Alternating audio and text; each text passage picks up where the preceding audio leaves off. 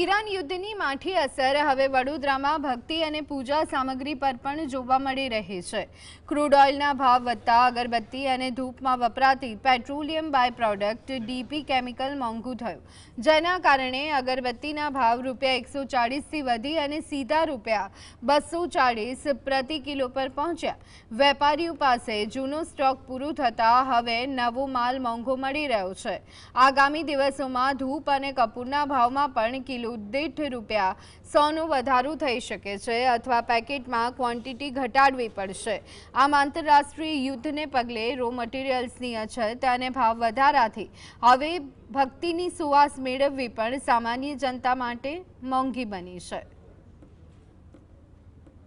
ભાવ વધારો થયો છે, દરેક વસ્તુનો વોરના લીધે ભાવ વધારો થયો છે અને રો મટીરિયલમાં ભાવ વધારો થયો છે। હવે અમે ભાવ વધારીએ કસ્ટમરને તો કસ્ટમરની ખરીદ શક્તિ છે ને એટલી જ છે, પણ એ ખરીદ શક્તિ ઘટતી જાય છે।